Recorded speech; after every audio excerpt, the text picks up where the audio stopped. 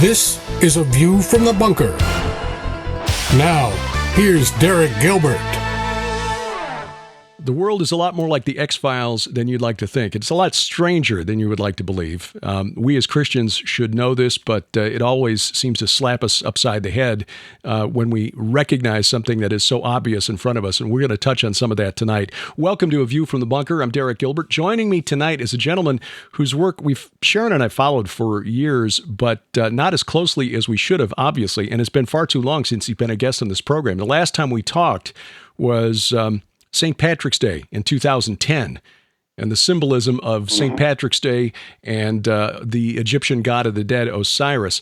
He's the author of the book, Our Gods Wear Spandex, The Secret History of Our Comic Book Heroes. He's an artist. He blogs regularly on things that catch his attention at secretsun.blogspot.com, and he is the proprietor of the Secret Sun Institute of Advanced Synchromysticism.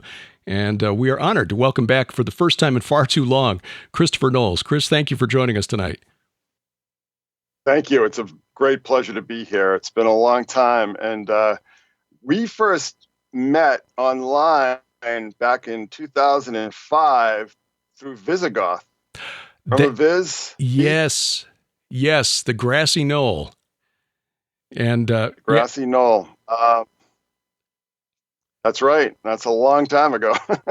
Well, and life has taken some interesting and strange turns since then for all of us. I did not suspect when we began our podcast, PID Radio, back in 2005, Sharon and me, that it would lead to what we're doing now. The Lord surely has a sense of humor. He's taken an old radio disc jockey who's now writing books on theology, somewhat speculative theology, but theology nonetheless. But your work and your I guess pattern recognition. What would you call the gift that you have that led you to create the Institute of Advanced Synchromysticism? And then the follow-up question: what is Synchromysticism? The gift is really bad OCD. That's the gift. That's my gift. It's my gift. It's my curse. Little Frank Black there. Yes. So synchromysticism, it's boy, that's a good question. Basically, what it is that it is like a form of pattern recognition that transcends, just human intention and into a mystical realm. I mean, I've always been very mystically minded, and you come to see a lot of things repeating in strange ways, and you see synchronicities, which are, meaningful coincidences that have no visible cause, right? And what it sort of drew from for me was Carl Jung's book, Man and His Symbols. But there was also, around the same time I was reading that, there was James Shelby Downard wrote King Kill 33, which I'm sure you've read. Have you read that? No, actually, I know. King I'm not Kill familiar 30. with it. Okay, so that was it was published in a book called Apocalypse Culture back in the late 80s, early 90s. And basically it was about the Kennedy assassination. And he was looking at all the symbolism of Dealey Plaza and all the rest of it. And it was a very old example, I guess, of proto-synchromysticism, but, it had what I called the horseshoe and hand grenades approach, where it's like, oh, this is near, and this is, similar, and this, it's like a lot of guesswork and a lot of approximation. And I find that when you're doing this work, it's best to be rigorous. The more you limit, your variables, the better it is. And I guess really, in a biblical sense, we've just sort of the study of signs and wonders, that's basically, I mean, if I was trying to explain it to a Christian audience, that's how I would explain it. So digging into pop culture and looking for symbolism that may not be obvious to those who aren't looking for it, but to those with eyes to see and ears to hear, there's a clear, deeper meaning that's being conveyed. And may even be received by those who aren't even aware of it. Is that an accurate description? Well, see, the thing is that I've come to look at this stuff differently in the past few years. I have much more of a supernatural mindset than I used to. And I see things now, this is something people who read the blog will be familiar with this, is that I see the world as being run by sorcery and not science. That sorcerers are really the people who are running things at the highest level, not at the management level or whatever, but at the decision making levels, and even further down, depending on the topic at hand. But basically, what it is that I believe that this world is being run by sorcerers, and that when we see this symbolism, basically what it is spellcraft. I'm not saying all symbolism, and I'm not saying symbolism that is genuinely synchronistic, symbolism that has no obvious cause. I'm saying the stuff that we see, with the flashing of the hand signs and the eyes and, all the stuff, say like a site like Vigilant Citizen, who really started, got his start, taking a lot of my work and sort of repurposing it, I guess you would say. But, he had this whole like mind control thing, and that came from this guy in England, actually a kid, and he sort of saw this all as mind control and everything like that. But I came to see it as sorcery, and to be honest with you, I came to see MK Ultra and all these programs as sorcery themselves. I don't believe that there was any scientific basis to MK Ultra whatsoever, or any of those programs. I believe what they were about is that just very ancient techniques to prepare a person to become a vessel for spirit possession. And that's basically how I see all these programs. I don't think that they had any scientific credibility whatsoever. And in fact, a lot of people who reviewed like Ewan Cameron's or Sidney Gottlieb's notes and stuff said, this is insane. This has no, this doesn't even approximate the scientific method. This is just madness. But it isn't madness as it would be understood. It's sorcery, and it's very old. The techniques are very old. And, that's where we're at now. And this is the world that we're living in. We're living in a world where all this, and, Christians of a certain perspective will appreciate this. I know a lot of Christians who don't want to think about the supernatural, and right. You've commented on that yourself. But if you have a supernatural mindset, whether you're a Christian or otherwise, you're going to recognize that what is happening in the world now is the result of sorcery. A very long and meticulous program of sorcerous intent. And that's why we see all these rituals. That's why we see all the symbolism. That's why we see all these people just like completely losing their minds. We see all everything that we're kind of seeing. To me, the basis of it is in sorcery. And, I think that the science is dreadfully overrated. I think that we've already hit peak tech. Okay. We're on the downslope now. And I think the downslope is going to be much faster than people think. The technology has already peaked. Computing power has already peaked. And now we're sort of, we're going to be dealing with infrastructure collapse. We're going to be dealing with just the fact that people aren't going to know how to do things. They're not going to know how to fix things. We have a younger generation that just, they don't even know how to like change a tire. You know what I mean? Mm-hmm. They're going to keep this massive network of wiring that the entire world relies on. How are they going to keep that operant? Yeah, we're sliding downhill toward the idiocracy, basically.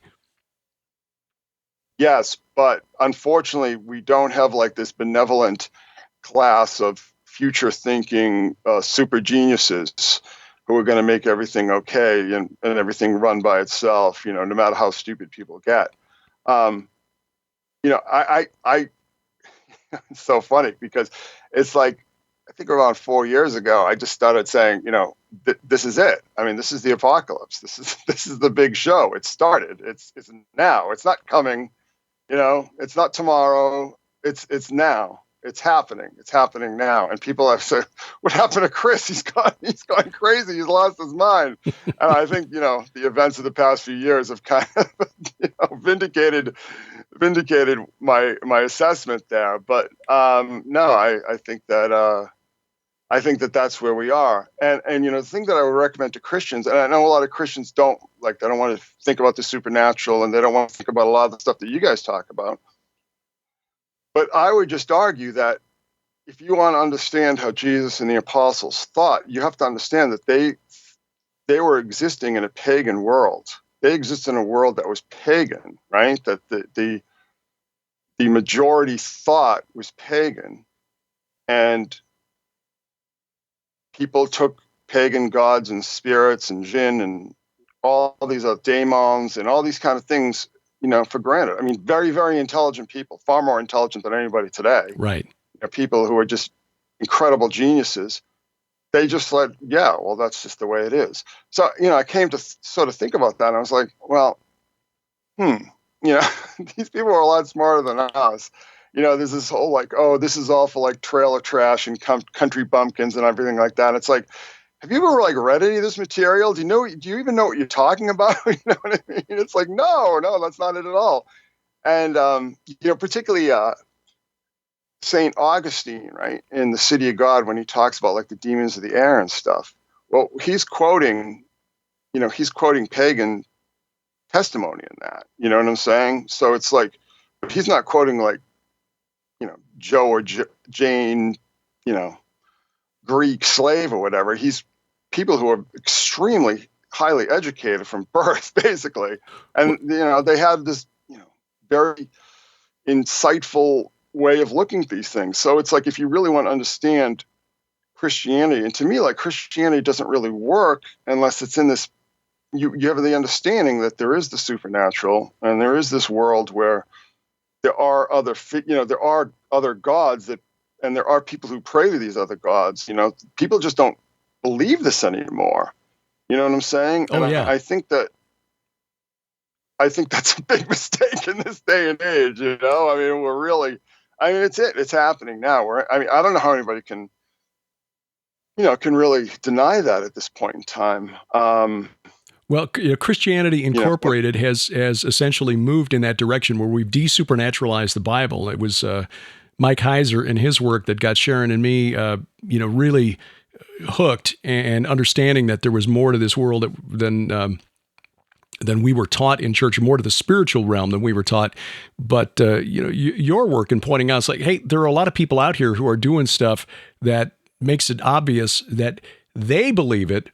We, as a body, the Christian church, generally speaking, is way behind the curve when it comes to this. In fact, a fellow that we interviewed a few times early on in PID Radio, David Duncan, who is sadly no longer with us, told us about his experiences. Yeah, sad. We lost touch with him, but he had, he had an illness that took him home. But he shared his experience during the Summer of Love in Haight-Ashbury back in 1967, where he encountered Lucifer. He firmly believes it, that a teacher who was kind of working with the little group of hippies that were hanging out at this one house, and unfortunately, I'm forgetting the name of the fellow, but it was like 3 a.m, and he just his appearance changed and became radiant. And he identified himself as Lucifer, and Dave said, "I believe him." But his point in sharing all those shows, Derek. I remember all those shows. I listened to all of them back in the day. You're very gracious. I remember that very well. That interview was one of the most astonishing that we've ever heard. But the thing that I thought he said that he said that I thought was really insightful was that the New Agers and the occultists see Christians as practicing magic, and we don't even recognize it, and therefore it is a very weak form of magic in their view. And I thought that's really, really interesting. Yeah, no, and I think it's true. I mean, I've really come to the conclusion when you talk about Lucifer, because I've always been confused about the difference between Lucifer and Satan, is Lucifer Satan and everything like that? Because, when I read the Bible and I read the book of Job, I mean, Satan is seen sitting, in the throne room with God. He's sort of like the district attorney or something. Right. But Lucifer, I was always kind of wondering, where did this come from? I mean, a lot of it comes from Milton. And I've come to the I mean, I did a piece on this, that I think that when Milton wrote about Lucifer in Paradise Lost, I believe his Lucifer was Giordano Bruno. Oh, I okay. think that was the model for his Lucifer. And, and I think the figure of Lucifer, the way it sort of became talked about again, during the 19th century, I think that is Mithras, and I've talked a lot about Mithras. And, because Mithra, the god of light, you know what I'm saying? Mithras, the light bringer, brings the flame, he's born from the rock and so on. And you can see that statue at Rockefeller Center, right? Or you can see, Mithras in drag in the Statue of Liberty in, New York Harbor, right? So, I mean, if you look at all the symbolism and you understand, the connections to Leon Xantopoulos, but here's another thing. One of the most popular Mithraic icons was Phanes. And I don't know if you know what the word Phanes means, but that's just Greek for Lucifer. It's the same word. This is the Orphic tradition, as opposed to the Hesiod cosmology. Exactly. So Phanes, you see this iconography, and if you want to see it, just go to Dallas, right? And go to the AT&T Center, and they have the giant Lucifer there. I mean, it's literally Lucifer. They call it the spirit of electricity or the genius of communication, whatever. The names are sort of changing, but it's based exactly on a depiction of Phanes, aka Lucifer. So I see. My personal opinion is that Lucifer, Luciferians, as we understand them, is basically this Mithras cult that started to take hold during the mid-19th century, because what the Mithras cult really is based on is that it's based on the idea of like kingship through technology coming from the gods, because Mithras actually is not Mithra. It's very confusing. It's going to sound very confusing to people, but actually what Mithras is in the Mithraic mysteries is that he's Perseus, right? And Perseus is given the power of the gods, the helmet and the shoes and Pegasus and so on. But, if you understand that symbolism, you go, oh, wait a minute, ExxonMobil, there's Pegasus, right? And there's the tiger, aka, the Leon Xantopoulos, right? And then AT&T has Phanes, right? And actually at the Jesuit St. Louis University, they have trans Phanes standing right there at the gate, and then the Statue of Liberty, right? One of the degrees in the Mithraic mysteries was the Bride of Venus, and men would dress up as brides, but they would wear like the tiara, you know what I mean, and the lamp and everything. It's all from Mithraism, and it's very strange because most people are just completely oblivious to this. I mean, it just seems like really bizarre to people, but I think it's like when you start to tie it in to everything else that's going on with the MK Ultra and so on, you understand that it's all connected. You know what I mean? Because Mithraic mysteries were very... Go ahead. I was going to say that this is ringing a bell, because I kind of went down this road just a little bit when researching and writing my book that's just out, The Second Coming of Saturn, because it's my contention that Lucifer, Isaiah 14, and then the parallel chapter in Ezekiel 28 don't refer to the Satan character that we see in the book of Job or in Zechariah, where he's accusing the high priest named Joshua, that there was and credit to our friend David W. Lowe, he wrote the book Deconstructing Lucifer and pointed this out, that it was really the early church fathers that transformed Satan as the Jews know him, or the Satan, more accurately, into the Satan that we in the Christian church understand. I argue in the book that that character, Lucifer, actually refers to the king of those in the abyss, the leader of the rebellious sons of the Watchers, sons of God, rather, the Watchers from Mount Hermon, Shemiyaza, who's gone by a number of different names. And I show through ancient texts that you can make draw dot-to-dot connections from Shemiyaza to Kumarbi of the Hurrians, Enlil of the Sumerians and the Akkadians, and El of the Canaanites, Dagon of the Philistines and the Amorites, Saturn, Kronos, Baal, Haman, etc., all the same entity under different names. And since he would be one of these entities in the abyss, according to Peter and Jude, in chains in gloomy darkness until the judgment. Okay, he's the destroyer. He's Abaddon. He's Apollyon. He's getting out at the end, and there are people who are waiting for him to return. But just one interesting detail, and I wish I'd spent more time on this now because I can see. Well, the book is never finished, actually. But anyway, one of the really interesting cities in ancient Israel, Shechem, where it's in the valley below the mountain where Joshua and Moses were instructed to build the altar. As soon as you go over and destroy Jericho, go to Mount Ebal and build an altar. And, Shechem is down below. Today it's called Nablus. And there you find a number of very interesting supernatural things that happened during the course of the Bible. Abraham, when he first came into Canaan, was visited by God at the Oak of Moreh. Well, that's on the hill, which is now Mount Gerizim. It's the real Mount Gerizim. The small Samaritan community that still exists is on the wrong mountain, on the wrong side of the city, but that's a whole nother story. Anyway, overlooking that city is where Abraham is visited. When he's running from his father-in-law Laban, that's where Jacob buries the household idols, the gods that Rachel stole from her father.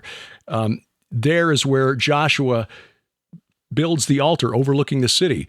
There is where the son of Gideon, he of the 300, a son named Abimelech, begins his rebellion against his brothers and kills them all, sets up his own kingdom, and then that city rebels against him. And there we find a temple dedicated to the god Baal Berit. I know it's a long way around to get to this point, but this Baal Berit, according to scholars, may well have been the Hurrian version of the deity called Mithras, the Lord of the Covenant. And that's what Baal Berit means, Lord of the Covenant. Again, something very spiritually significant about that city because it keeps appearing over and over in the Old Testament. There's a reason that God told Joshua, build your altar right there overlooking this city. Joseph is buried there. Why? What was the significance of this city? Nothing happens by accident, I'm convinced.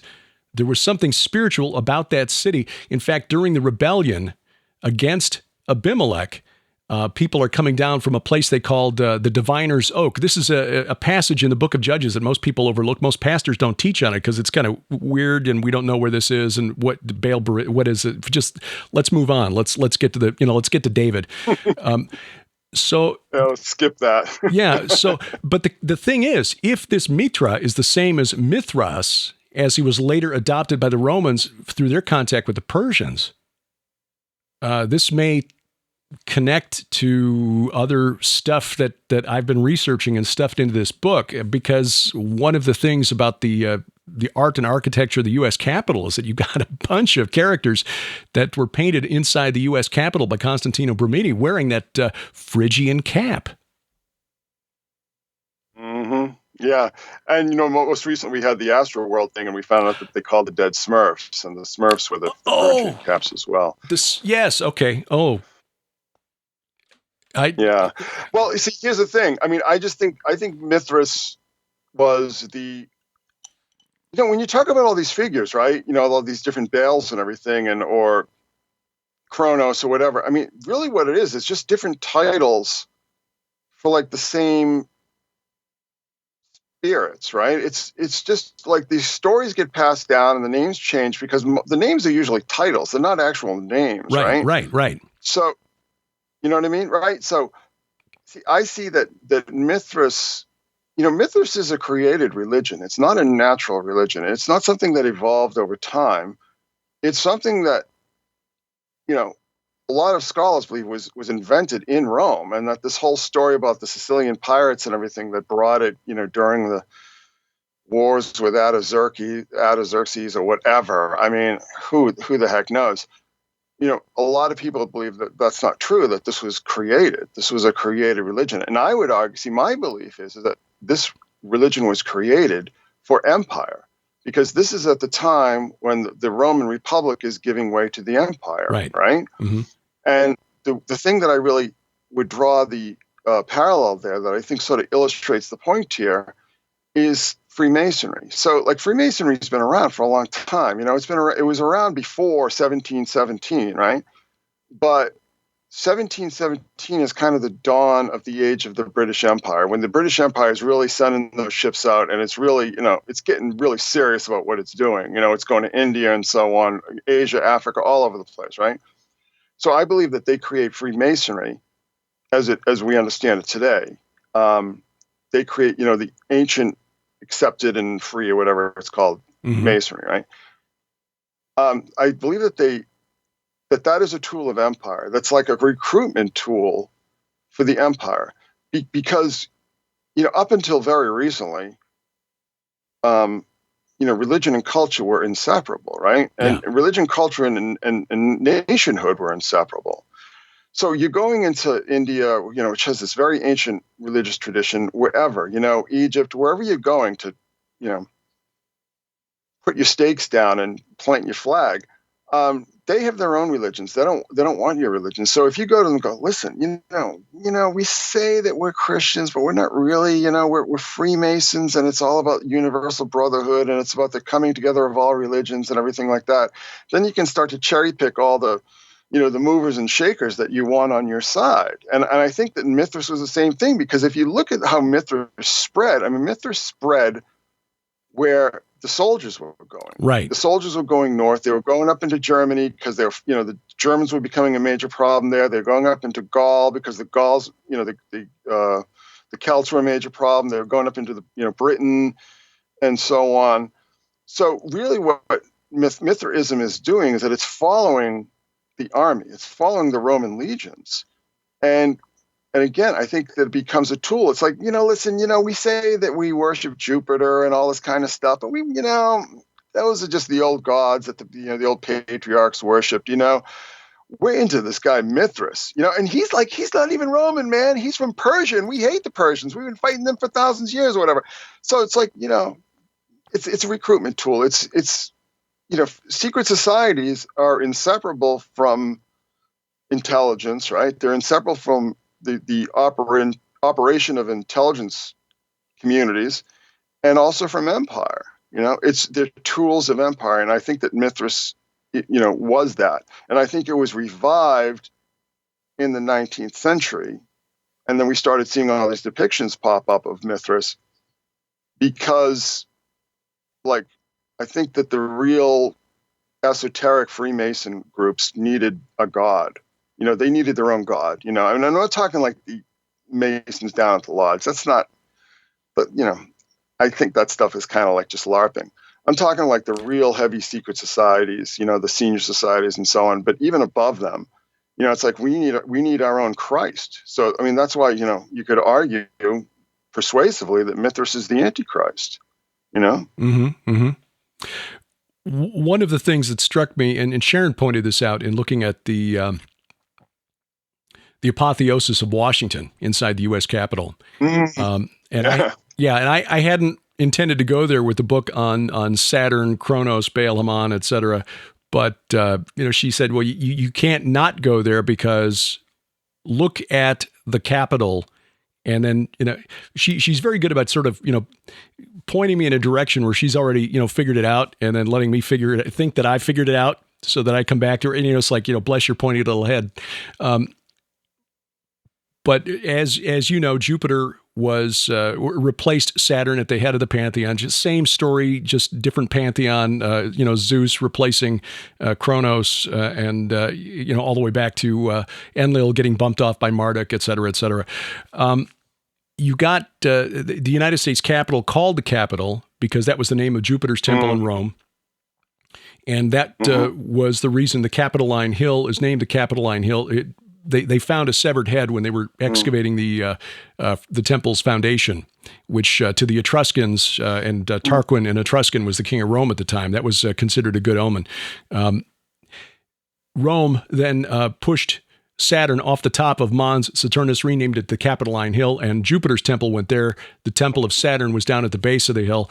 Here in the United States, we've got Capitol Hill, named because Jefferson insisted on it, because it evoked Republican Rome, I guess. But then inside the Capitol Dome, you've got this, you know, the Apotheosis of Washington. And one of the panels, the agriculture panel with the goddess Ceres, features young America. That's what I guess Brumidi intended to convey. But he's wearing that Phrygian cap. And Sharon pointed out, it's all over the place. Yeah.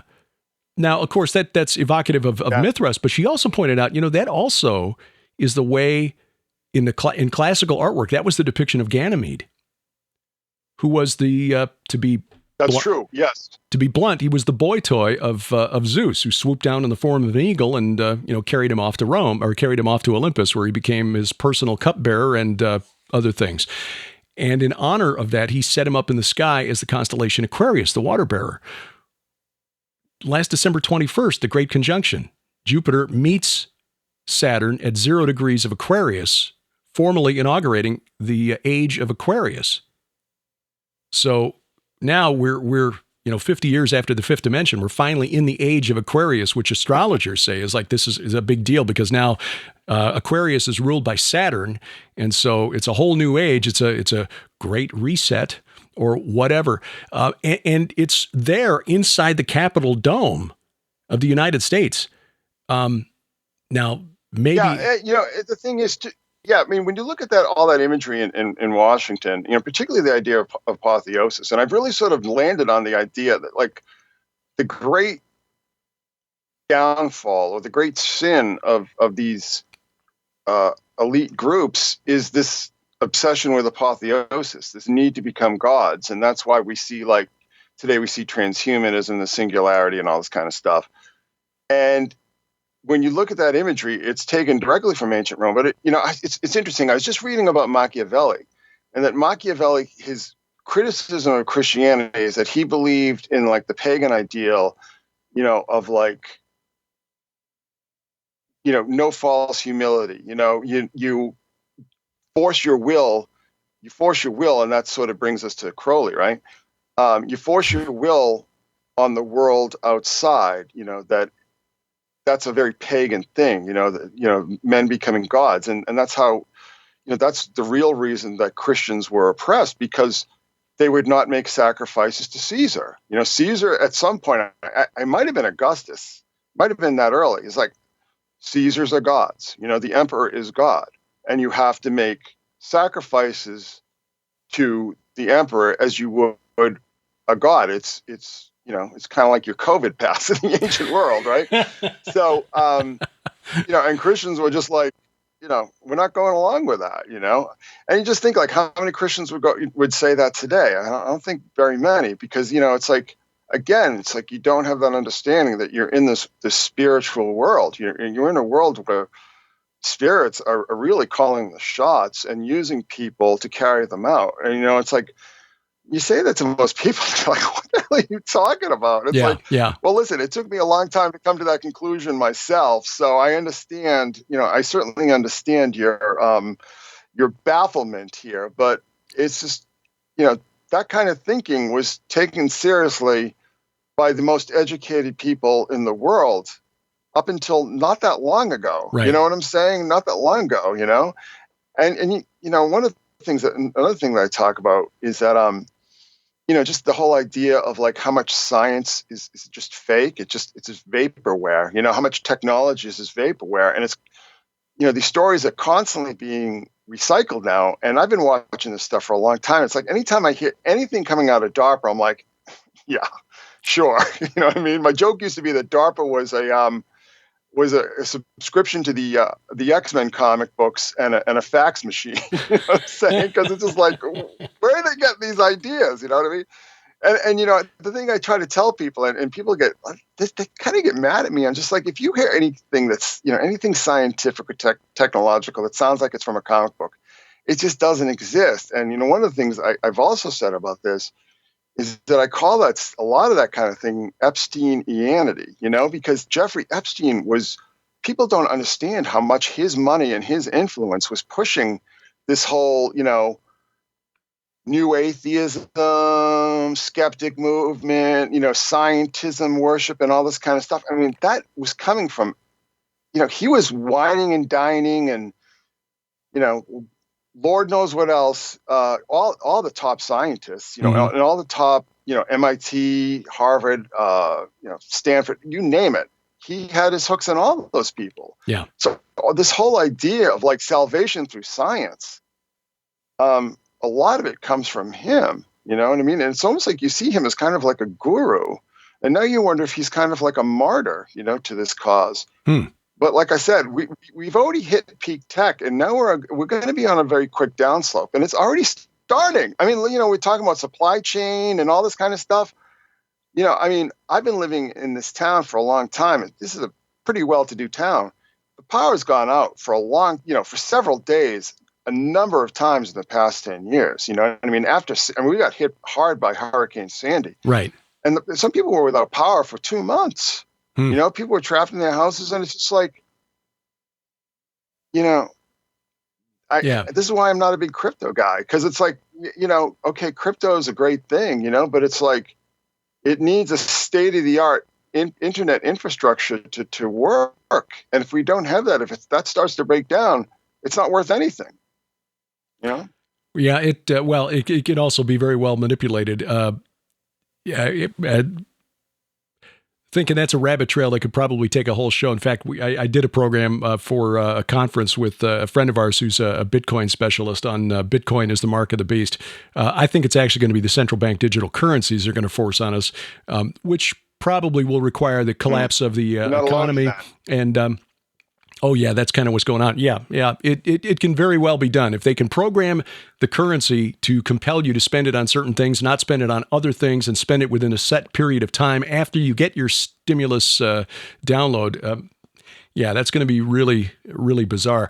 But shifting gears, because I do want to get to one of the articles that you sent me very graciously from your online site, and we're going to put a link to this in the study notes, the Secret Sun Institute of Advanced Synchromysticism, on the connection between one guy who thought that he was all about science and the teachings of a woman who wanted to, at least ostensibly, create a scientific way of contacting the spirit realm. I'm talking about Helena Blavatsky and one of her successors, Alice Bailey, and the horror fiction author H.P. Lovecraft.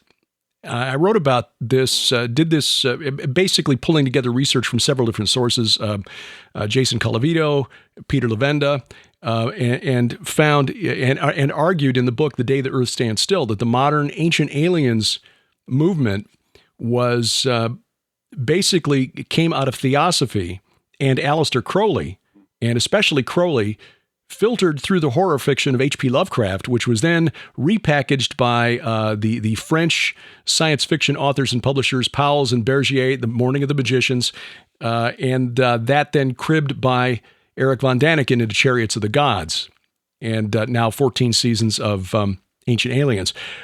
But you pointed out and really document well that Alice Bailey, who was a successor of sorts to Blavatsky, may have been the actual source for a lot of what Lovecraft wrote, especially the Call of Cthulhu, his most famous story.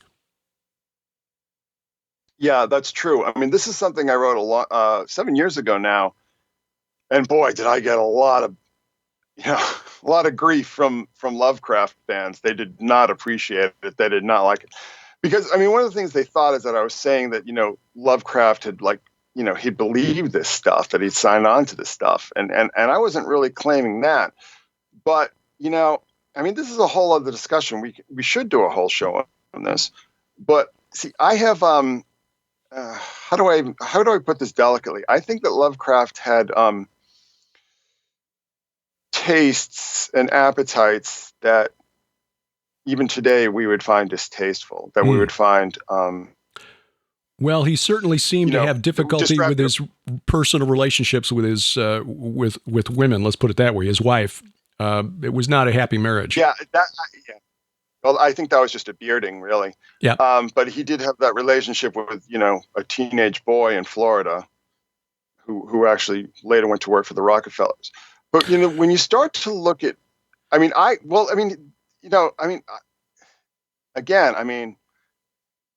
want to be delicate here, but I think that when he left Providence for Red Hook, I think it was kind of like a get out of Dodge kind of situation. I think that he had, the law in his tail, and it was just like, get out of town. I mean, he hated it.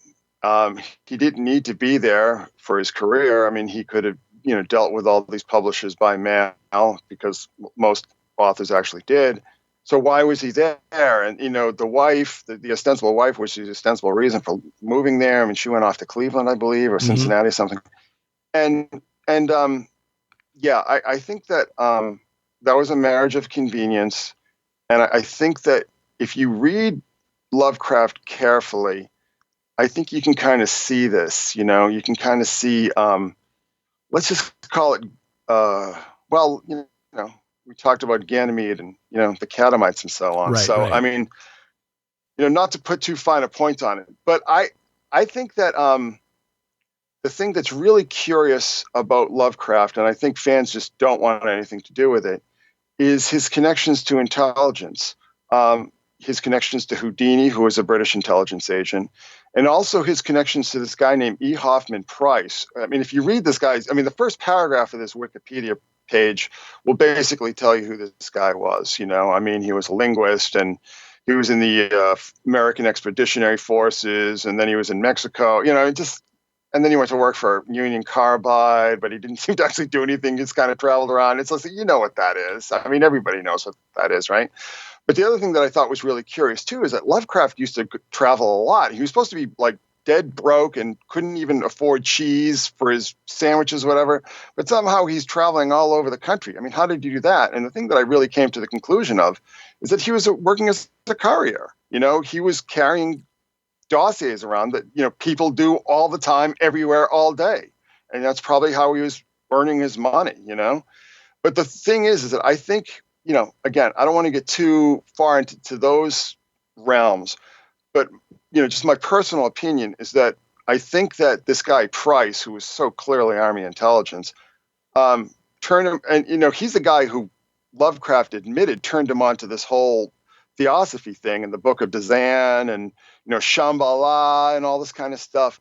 I think basically, it's the kind of deal where it's like, certain cults or sects will have people write for them. The great example is when Stuart Holroyd wrote the book, Briefings, Briefings Landing on Planet Earth or something, or whatever the book is called, the book he wrote for the Council of Nine back in 1977, right? So, this is not unusual. It's basically done all the time. I mean, like, why is Nick Cage in a Left Behind movie, right? I mean, I'm sure he's not into that, but you know what I mean? But it's just like, this is the way the world works. And I think what happened is that, when you look at the timing, so Alice Bailey shows up in New York and she sets up like on Wall Street. You know what I mean? She sets up, she's clearly got money, and like out of nowhere, she's got a publishing house, right? Lucifer Trust, yeah. Yeah, Lucifer Publishing, yeah, aka Lucius Trust. Where did this money come from? Who are their followers? And if you look at all these groups throughout history, and particularly recent history, you just thought, like, where did the Process Church get its money? I mean, they were in Mayfair, and then they were in like San Francisco. I mean, like, where do they get the money to live in these places? These are like very expensive places to live and have office space and so on. So my theory is that what happened is that Alice Bailey was sent to America. She was set up with a publishing company, and she started putting out all these books. And basically, Lovecraft fans will just behead me for saying this, but I think that Price and other people went to Lovecraft and said, we want not really an explicit version of this, but we kind of want like a sci-fi horror version of this, just because we're seeding this into the culture. You know what I mean? We're not expecting an immediate payoff, but we're seeding this into the culture. So when you start to see like all the connections with Crowley, well, I mean, Crowley and Bailey are basically coming, from the same nest, right? I mean, they're both well-to-do, upper-class Britons, who both came out of that whole circle of theosophy and the Golden Dawn and all these kind of groups. you know, it's so, so clear that British intelligence is behind this, and that the fact that, there's a known British intelligence agent that Lovecraft has connections to, Harry Houdini, and then this guy who's pretty clearly Army intelligence, right? So that's when this is all this huge long preface to the point. It's like when you start to line up the things that Alice Bailey was saying in her books, particularly the books published just before the Call of Cthulhu was published, right? Before that story was published in Weird Tales, you start to see that, Lovecraft is drawing on a lot of these ideas, I mean, a lot of these, the cosmology, how these beings are like these astral beings that come here through, like, I don't know, astral travel and take physical form, but they can't really take physical form. And some of them are buried beneath the ocean where they're dead, but they're not really dead, where even death may die. I mean, all this stuff is in Bailey before it's in Lovecraft.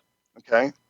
So I don't think it's too big of a stretch to assume that Lovecraft at least was mining these books for ideas. And at the very least, even if there isn't some sort of nefarious network behind this, I mean, Lovecraft was known to just walk around the city, right? Just walk all over the place. And, I'm sure he would run into people selling these books on the street because that's what people did all the time back then. I mean, you couldn't go a block in New York without like 5 newsstands and people selling books and newspapers on the street. I mean, that was the internet back then. So it's not too far of a stretch to realize that he's in New York in the early 20s. She's in New York in the early 20s publishing this material. So when you see all this material from Bailey show up in Lovecraft, you start to think, oh, okay. But the thing that I would add here is that it's my opinion, and this is an opinion, this is not substantiated, but it's my opinion that people at that sort of higher tier, particularly in the British royal circles, that they like worship the Watchers and the Nephilim. And if you really look at the Lovecraft stories, and you look at the old ones and so on, they're the Watchers imprisoned in the abyss, right? Same deal. Yeah. You know what I'm saying? And you talked about Semyaza and Azazel and, this one and that one, and whatever the names were, imprisoned in Tartarus or the abyss and stuff. And, the abyss is the ocean and the great ones are in the ocean. So, there are a lot of steps in between, and we're just sort of covering, the basic bullet points of this. Yeah. And I'm sure a lot of people are going to find this very confusing. But we'll do a longer program on this in the future because just in the interest of trying to keep these shows to a manageable length, both for you and for viewers and listeners, I try to keep these to about an hour or less. But there's no way to do this justice in that length of time, because I'd also like to, when we get into it fully, I'd like to, compare the notes that Peter Levenda pulled out of Kenneth Grant's work, who was Crowley's personal secretary and who was convinced that Crowley and Lovecraft were channeling essentially the same spirit.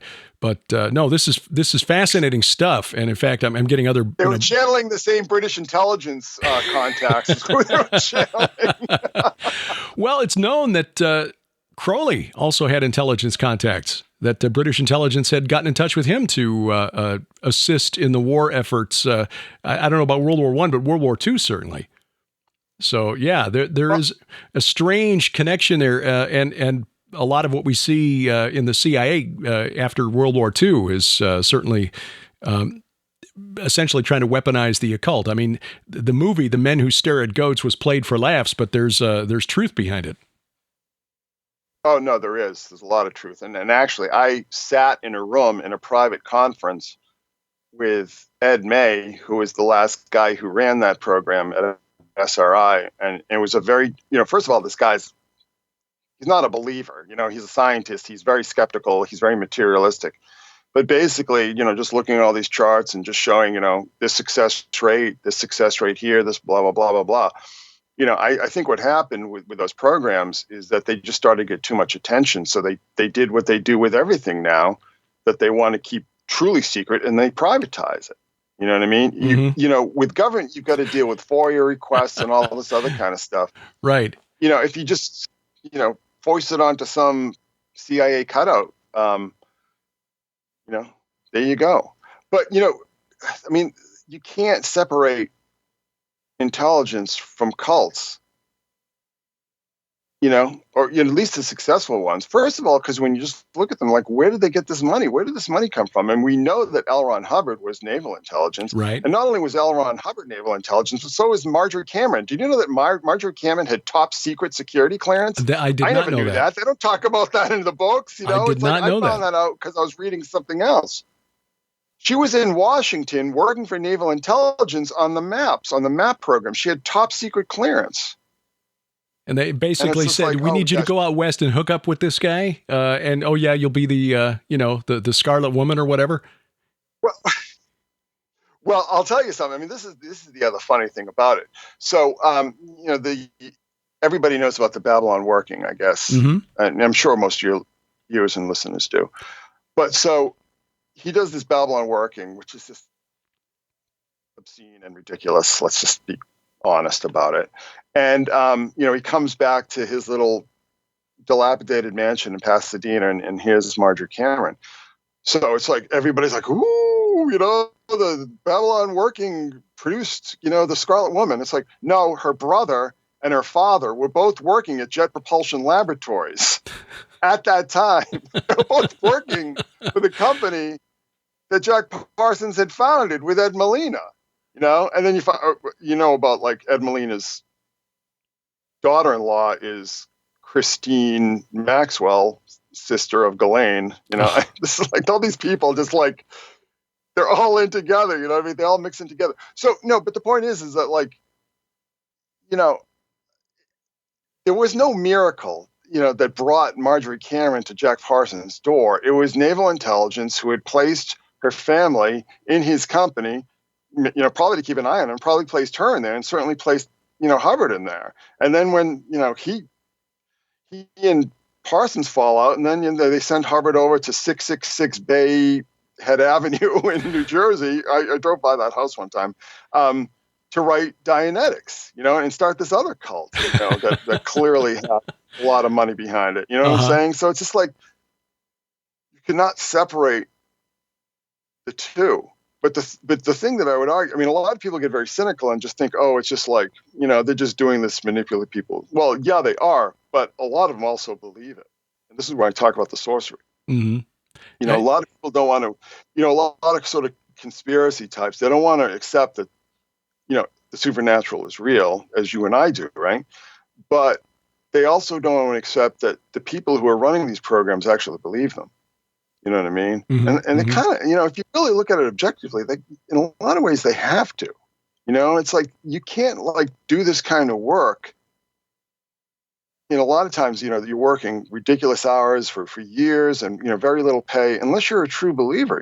It's like in the X-Files, this cigarette smoking man says, I'm in the game because I think what I'm doing is right. Mm-hmm. And I think if you look at a lot of these people involved in these programs, you start to realize that it's the same thing with them. It's just they're not these like cynical, manipulative puppet masters, because the more you look at it, conspiracy-wise, the connections just start to evaporate because they go up into this air, and then you lead to these sort of pre-planned, simplistic explanations where I would say no. The top level, the top tier level is the supernatural realm, the spirit realm. They're the ones calling the shots.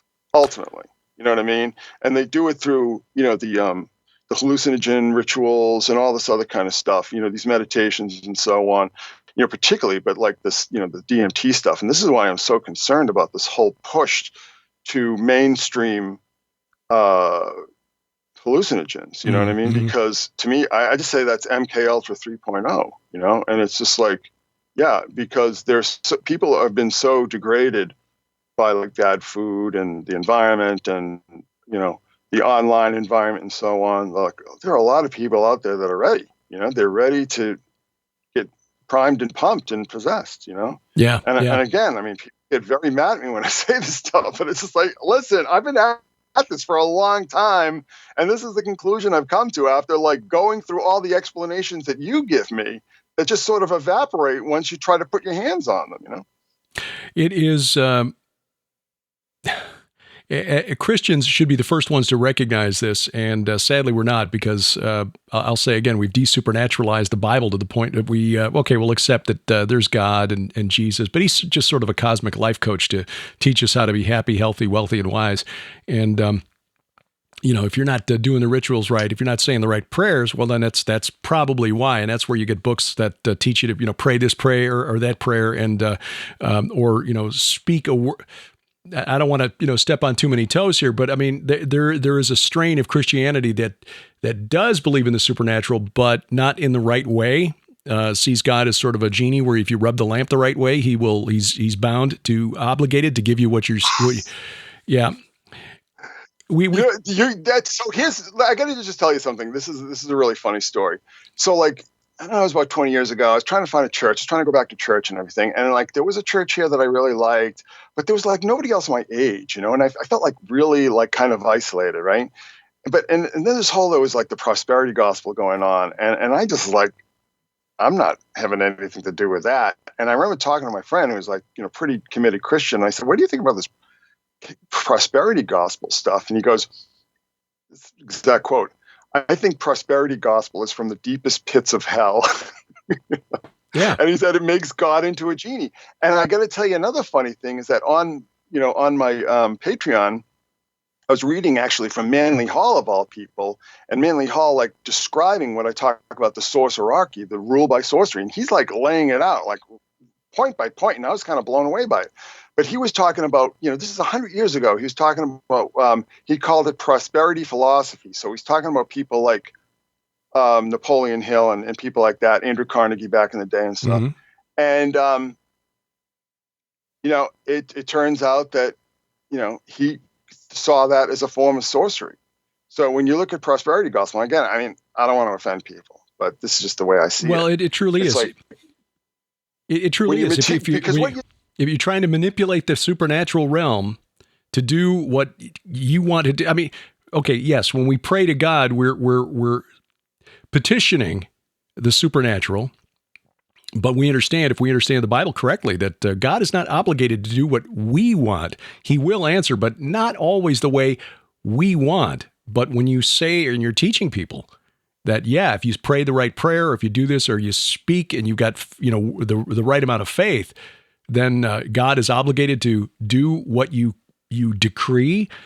That's sorcery. It is. It's spellcraft, and basically what it's using God as like the medieval sorcerers would use demons in the grimoires. Mm-hmm. I mean, it really is. And I know that sounds harsh, and I'm sure a lot of people will be offended by it. But it's just like, it just gets down to this materialism, and I think one of the problems that we have, and I think one of the things, the sorcerer's great strength, and it sort of ties into that quote, like, the greatest trick the devil ever played, right? Yeah. But it's like, we've been so conditioned by science, much of which is fake, really, particularly the more speculative kind of stuff.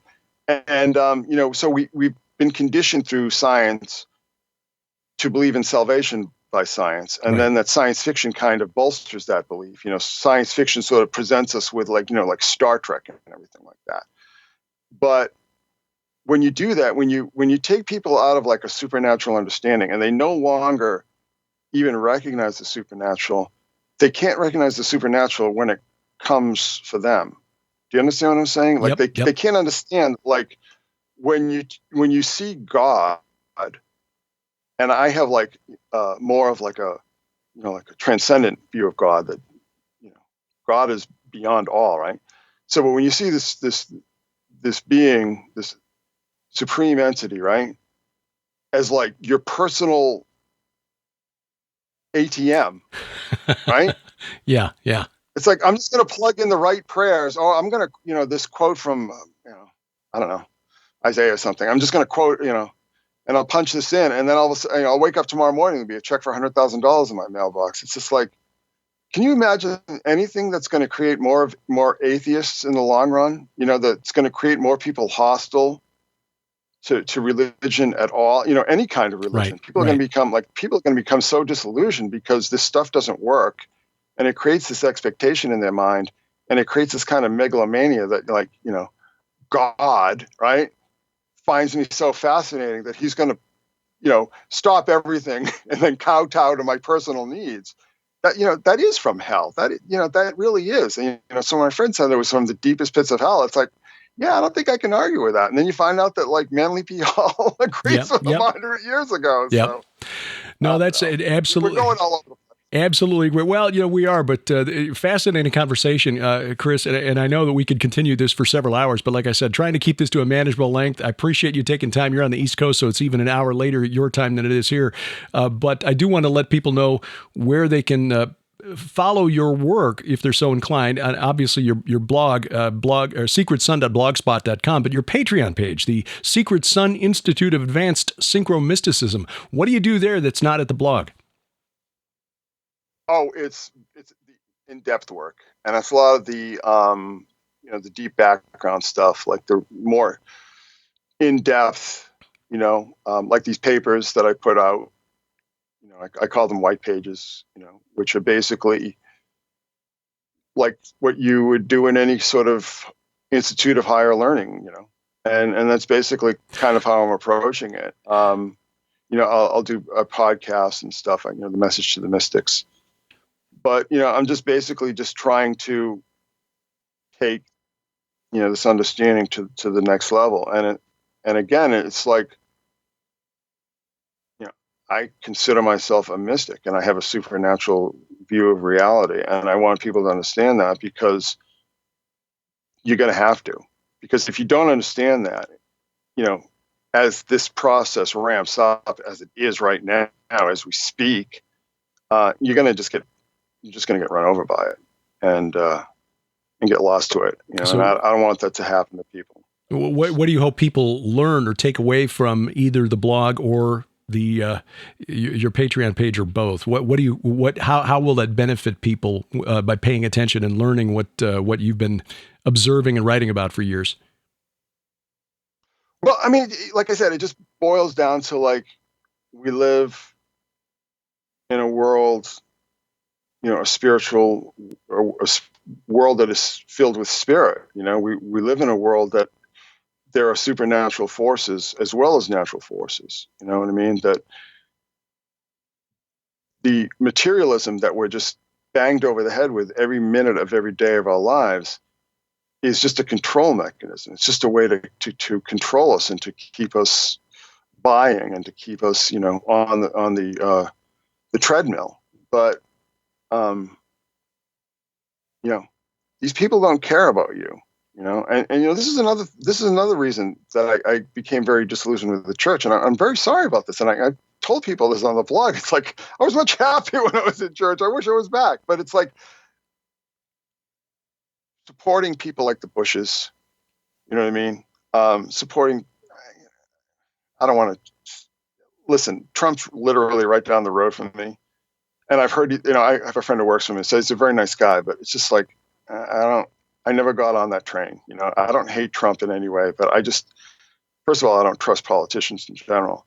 But when there was that whole thing with like Bush in the early 2000s, and, that's one of the reasons why I started listening to you guys, because you weren't down with that stuff either. And it was like, I think that the Bush family are evil. And I mean, genuinely spiritually evil.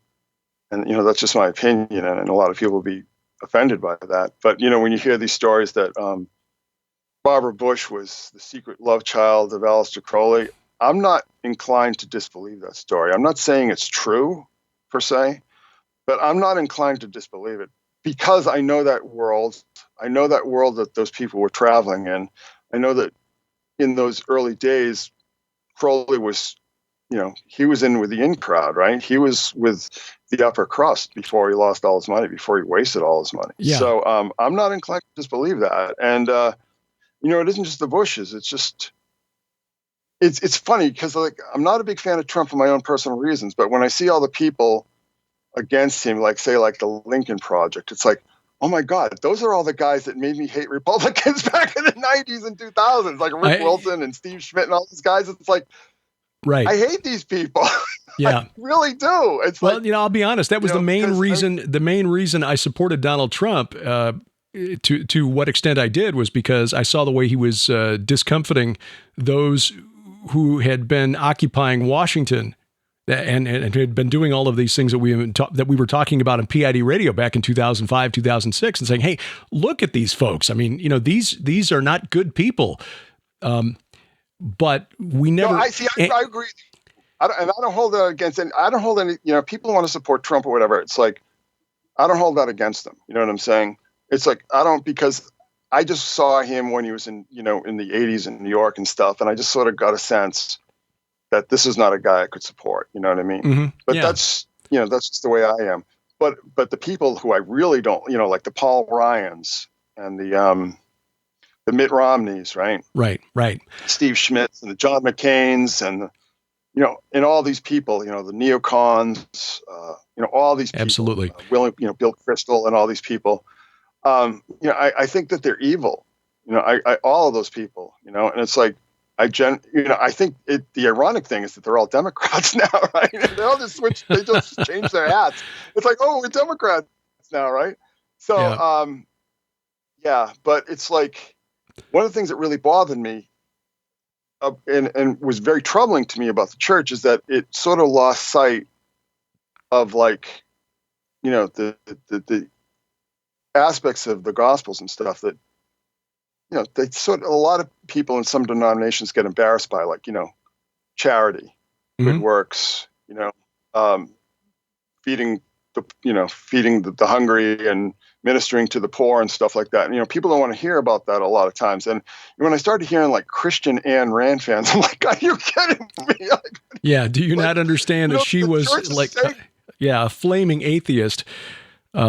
Politics is not our salvation. I think the bottom line is that if we focus on the next election and getting the next Supreme Court justice, if that becomes our mission, if that becomes our focus, we've lost sight of the one job that we were given before Jesus left this earth, which is to make disciples of all nations. And you're not going to do that at the ballot box. Yeah, politics is important because that's, kind of orders the way we live our lives in the natural realm. But, this is temporary. This is temporary. We were supposed to have our sights on another kingdom that is not of this world, and that's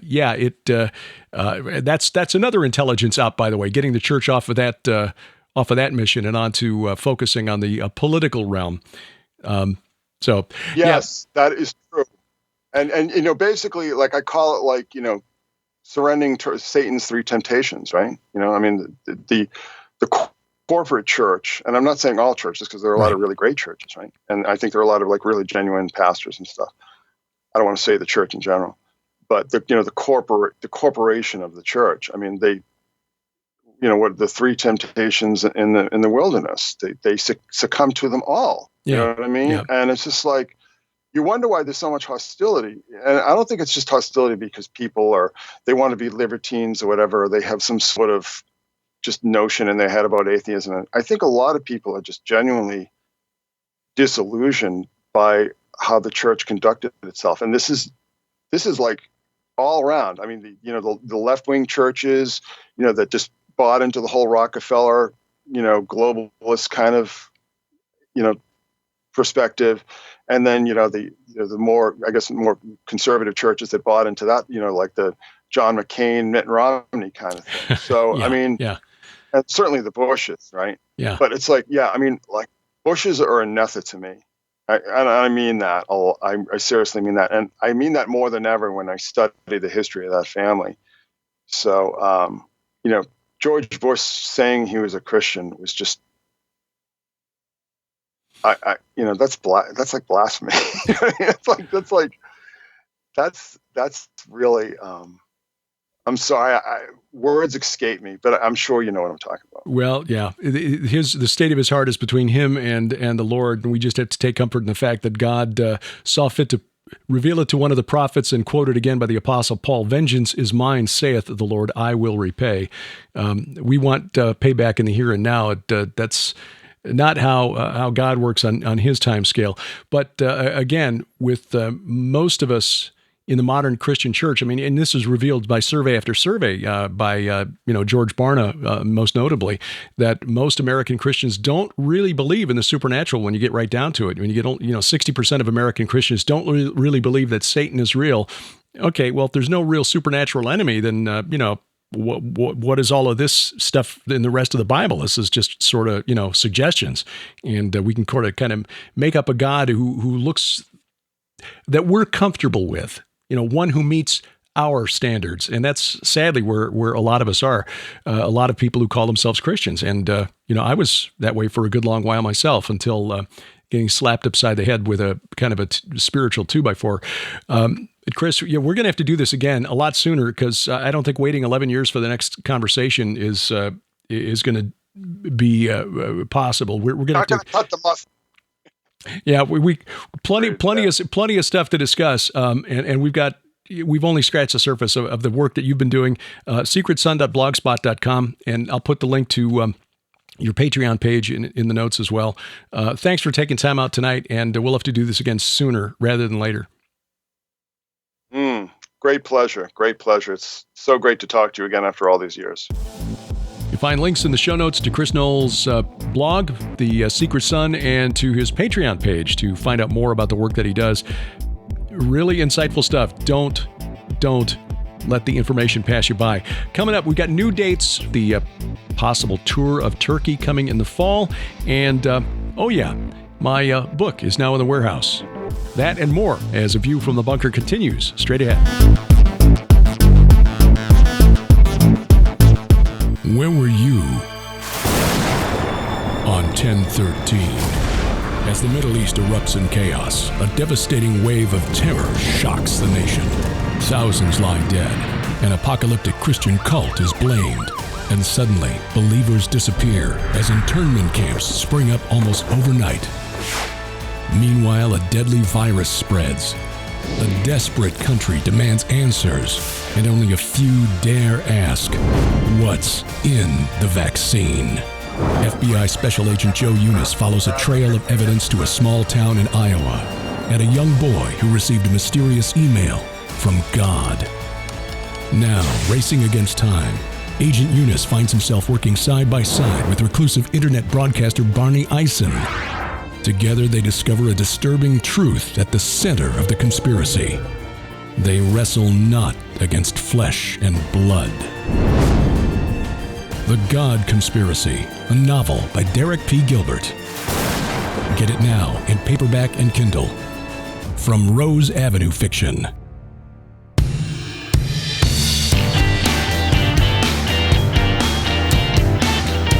Talking the Walk every Sunday night, well, most Sunday nights from the beautiful Missouri Ozarks. This is A View from the Bunker. I'm Derek Gilbert. You find us online, VFTB.net. You'll also find us on YouTube now as we are taking advantage of our mad video editing skills. YouTube.com/Derek Gilbert, where you find the video. Also on social media, Twitter @ViewFromBunker, @Derek Gilbert. On Facebook, View from the Bunker. And Gab, Me, Weep, Getter, Parlor on all of those as well, @Derek P. Gilbert. This was a really interesting discussion with Chris. Hope you found it interesting as well, and we're going to do it again soon. Sharon and I found his website early on, and he found us, I think, back in the PID radio days, back 2005, 2006, and we exchanged a lot of emails back and forth about the symbolism embedded in the X-Files. He did a lot of blog posts. He writes a lot. And a lot of his pattern recognition stuff is put to good use in pulling out some of the deeper meanings, hidden meanings embedded in a lot of pop culture, especially programs like, the X-Files, Star Trek for another.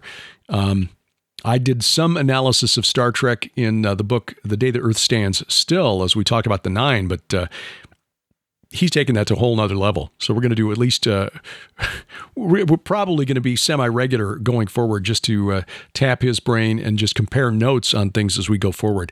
So Christopher Knowles, again, secretsun.blogspot.com, his main website. We are really in some weird times right now. This past week, we saw Austria and Germany both. And isn't it interesting that it's them first? following Australia essentially in its draconian lockdowns, except in Austria and in Germany, it's directed strictly at the unvaccinated. Those who've chosen not to get the vaccine are essentially going to be locked out of doing anything except going to work and going out to buy food. Anything beyond that, according to what we're reading in the news, if you're one of the 20% of the unvaccinated in Germany, 25-30% in Austria, you're basically, I hate to draw a comparison to the situation of the Jews in World War II, but it is almost a medical apartheid. That maybe that's a better way of putting it. A medical apartheid. It's a two-tiered society where if you're vaccinated, you have you're free to move about the country. If you're not vaccinated, your papers, please. And if you're out and about and you're not supposed to be, you're in big trouble. This is not following the science because there is no science that can justify what these nations are doing. Seriously. This is not a pandemic of the unvaccinated any longer. I mean, we've seen too many vaccinated people who get the disease. There is research out there showing that people who've been vaccinated are just as capable of shedding and spreading the virus as others. And there's some research that suggests that those who've been vaccinated may even spread more virus than those who are unvaccinated. And this completely ignores that there are a lot of people out there who are not vaccinated because they've already had COVID and recovered. And so they've got natural immunity, which good, solid, peer-reviewed research shows is at least as effective, if not more so, than than whatever immunity is conveyed by these vaccines. So it's mind-boggling that we see this. But again, this gets back to the conversation with Chris, is that as Christians, especially if we believe and study end times prophecy, we've seen all this stuff coming. We've known this is coming. Why is this surprising us? Now, is the vaccine going to be the mark of the beast? I don't think so. I think it's more likely to be a central bank digital currency. But who knows? Who knows? Strange days upon us, and they are getting weirder. So anyway, my new book, The Second Coming of Saturn, is out. The Great Conjunction, America's Temple, and The Return of the Watchers, the subtitle. Hadn't intended to get into the art and architecture of the U.S. Capitol, but it's there, and it relates to the subject of the book. I basically take what Tom Horn did with Apollyon Rising 2012, Zenith 2016, and Zeitgeist 2025, and actually expand on that, goes farther, because Tom looked at Osiris and Apollo and the Antichrist. I suggest that the entity that's going to rise, that may rise from the U.S. Capitol, is this old entity, Saturn, Shemayaza, Apollyon, not the Antichrist. I think Apollyon and Abaddon are something different. I think this is the chief of the Watchers who rebelled, the chief of the sons of God from Mount Hermon. But he's not necessarily coming back just from the United States Capitol. I mean, yes, I think Tom is absolutely right with the obelisk and the dome representing the generative function of Isis and Osiris. But next time you're out and about, if you've got a mosque anywhere nearby, just take a look. Nearly every mosque on planet Earth has the same combination. The minaret, that's the obelisk, and the dome. They're everywhere. Everywhere. So what does all that mean in terms of the end times? Well, we'll find out when we get there, won't we? God didn't make it explicit in the book of Revelation. There's a lot of symbolism there that we haven't unpacked yet, but that's because God is the greatest general in the history of creation. And these things will be revealed as we get closer. The virtual conference from SkyWatchTV Countdown continues through January 15th. If you haven't signed up yet, you still got a couple of months to take advantage of the 24 presentations, plus the documentary film, The Great Delusion. I highly recommend it. But if you're just interested in the documentary alone, we've launched a new website, skywatchfilms.com. And that plus all of the documentary films released by Skywatch TV over the last 6 years, including Tom Horn's, well, it really is documentary that was a presentation for the last Conference, The Secret Destiny of America, Inhuman, The Last and Final Phase of Man is here, Silent Cry, The Darker Side of Trafficking, Belly of the Beast, all of those, plus the 2 travelogumentaries that Sharon and I put together from our tours of Israel and the side trip to Sardinia with the True Legends crew in 2018, the Wars of the Gods videos, Volume 1, Search for the Titans, Volume 2, Search for the Rephaim, all of them available at skywatchfilms.com. You can rent them for 7 days. Stream it in full HD, rent it for 7 days, $2.95. So less than the price of a fancy cup of coffee. skywatchfilms.com, and you can also purchase unlimited access if you like, but you'll find all that information there, skywatchfilms.com. Turkey. Sharon and I working with the tour company now. In fact, I need to send them an email before I go to bed tonight to confirm that we're interested in the fall of 2022. This would be a small group, a couple dozen at most, going to Turkey to visit the 7 churches of Revelation, or the cities of the 7 churches, plus some other archaeological sites of importance and interest like Mount Nemrut, some fascinating statues there, idols.